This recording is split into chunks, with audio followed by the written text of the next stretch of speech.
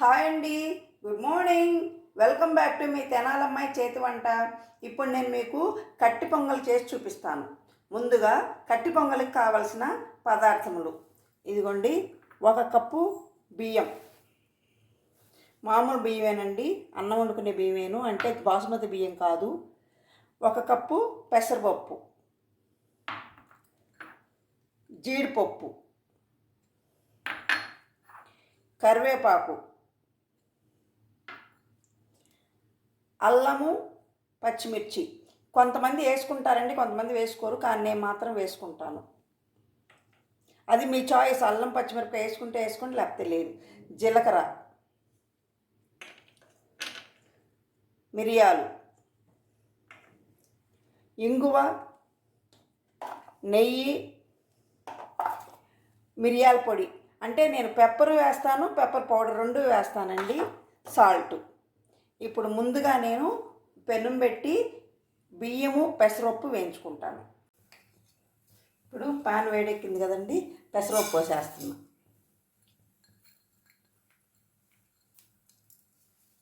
పెసరపప్పు బాగా వేగనిద్దాం. కొంచెం ఎర్రదారులు వస్తే బాగుంటుందండి, అందుకని కొంచెం ఎర్రదారులు వచ్చేట్టు వేపుకున్నాం. ఇది కొంచెం వేగింది కదండి, ఇప్పుడు ఇందులోనే బియ్యం వేసేద్దాం. 1 కప్పు పెసరపప్పు, 1 కప్పు బియ్యము. మీకు కావాలంటే కొంచెం పెసరపప్పు తగ్గించుకోండి, మరీ తగ్గిస్తే బాగోదు. పెసరపప్పు గ్యాస్ అట్లా అనుకుంటే కొంచెం తగ్గించుకోండి, అంటే 1/4 కప్పు తగ్గించుకోండి, 3/4 వేసుకోండి.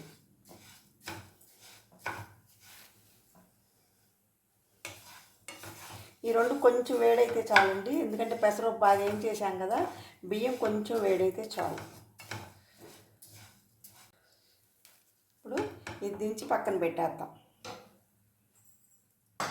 ఇదే పొయ్యి మీద కుక్కర్ పెట్టేసుకుందాం ఒకసారి. ఇప్పుడు ఇందులో కొంచెం నెయ్యి వేస్తున్నానండి.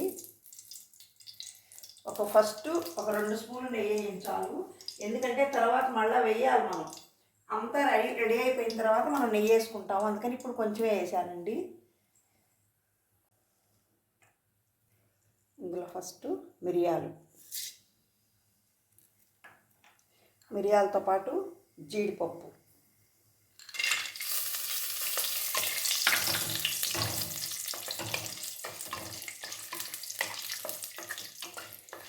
ఇంక వేరే ఆవాలు అవన్నీ వద్దండి.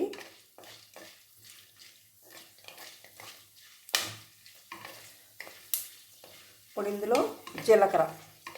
చూడండి, మిరియాలు ఏగినాయండి, ఎందుకంటే కొంచెం మీకు ఎట్లా తెలుస్తుంది అంటే ఏగినాయి అని, కొంచెం ఉప్పు తీయండి, అదే గుర్తు. ఇదిగోండి, అది కూడా పట్టుపట్టుకుని తెగుతున్నాయి కూడా. ఇదిగోండి, జీలకర్ర కూడా వేసేస్తున్నాను. ఇప్పుడు కరివేపాకు,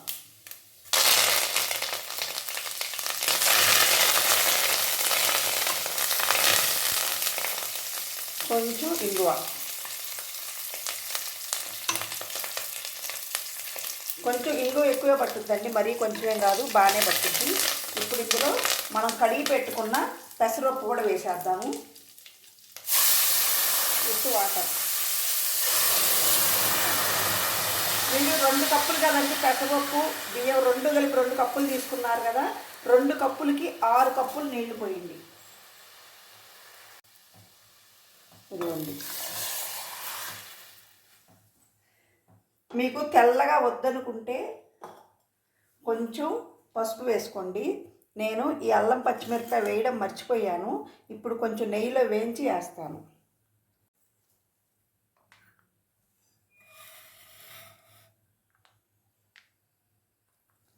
కొంచెం నెయ్యిలో వేయించేద్దాం. వేయించాలండి, పచ్చిది వేస్తే బాగోదు, అంటే నేను ఇందాక దాంట్లో వేయడం మర్చిపోయాను.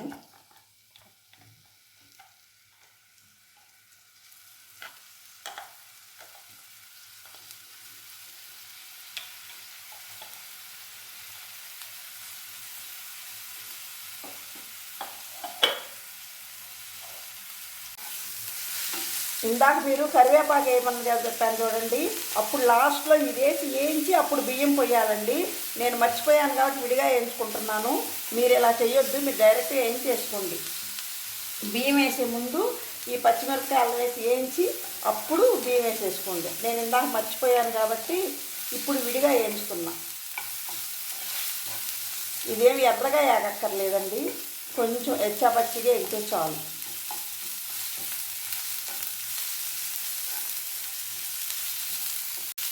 ఇంకా చాలు, ఇంకా దీంట్లో వేసేస్తున్నాం.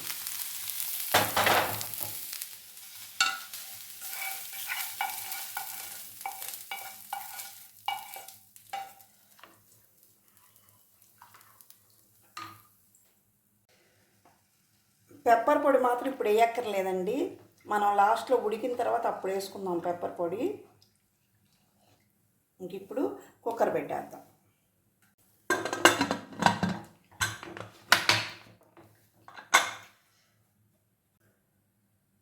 మనం డైరెక్ట్గా వేసాం కాబట్టి ఒక 2 విజిల్ రాని చూసుకుందామండి. మనం 3-4 విజిల్లు వస్తే మాడిపోయిద్ది. ఇప్పుడు ఒకసారి కుక్కర్ ఓపెన్ చేసి చూద్దాం. ఎప్పుడైనా కుక్కర్ విజిల్ ఎమ్మటే తీయొద్దండి, ఎందుకంటే బై మిస్టేక్ మనకు కానీ గాలి పోకపోతే పేలుద్ది. అందుకని ఒకసారి చూసుకొని అప్పుడు పెట్టుకోండి. ఇప్పుడు మొత్తం ఒకసారి కలిగి పెడదాం.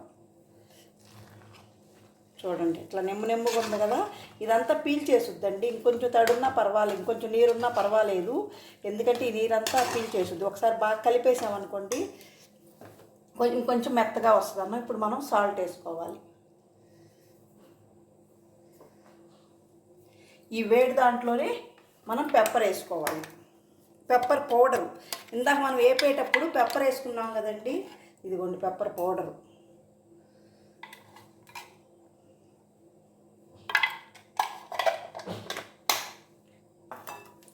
ఇప్పుడు మొత్తం బాగా కలుపుకుందాము. కొంచెం ఇంగువ కూడా వేసుకుందామండి. ఇందాక తాలింపులో కూడా కొంచెం వేసాం కదా, ఇప్పుడు కూడా కొంచెం వేసుకున్నాము, ఎందుకంటే ఫ్లేవర్ బాగుంటుంది. బాగా కలపాలండి, మనం పప్పు గుత్తితో కాదు కలిపేది, ఈ గరిటతోనే బాగా కలపాలి. ఇదిగోండి కొంచెం ఇంగువ పౌడర్ వేస్తున్నా. పచ్చిదని అనుకోవద్దు, ఎందుకంటే ఈ వేడి మీద ఏమీ అవ్వదు, వేడెక్కిపోయిద్ది, అది కూడా బాగా మగ్గిపోయిద్ది.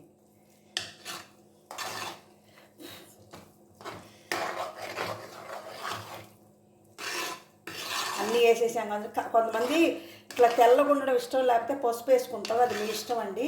ఇందులోకి కొంచెం సాంబార్ పెట్టుకోండి, చాలా బాగుంటుంది. ఒకసారి ఉప్పు చూద్దాం.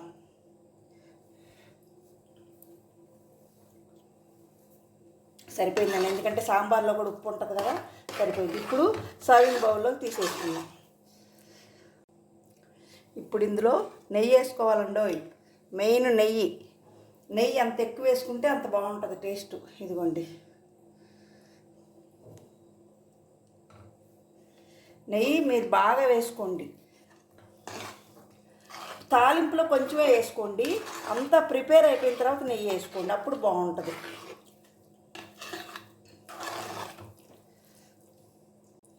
చూడండి ఇంకా కొంచెం వేస్తున్నాను, ఎందుకంటే నెయ్యి కొంచెం ఎక్కువే బాగుంటుంది. మనం ఏదో సర్దుకుందామంటే టేస్ట్ ఉండదు, అందుకని ఇట్లా వేసేసుకుందాం. ఇప్పుడు మనం ఈ పొంగల్ని సర్వింగ్ బౌల్లో తీసేసుకుందాం.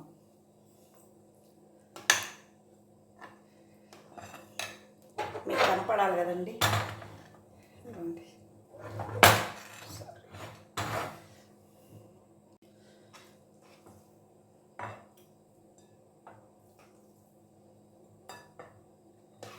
మీరు ఏం చేస్తారంటే జీడిపప్పు వేయించుకున్నప్పుడు ఒక 10-12 జీడిపప్పులు పక్కన పెట్టుకోండి, ఎందుకంటే అవి మీకు గార్నిష్కి పనికి వస్తాయి. అందుకు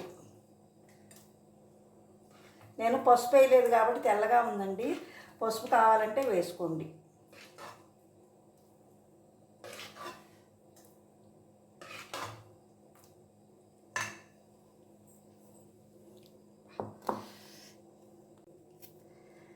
Katti Pongali is ready to serve.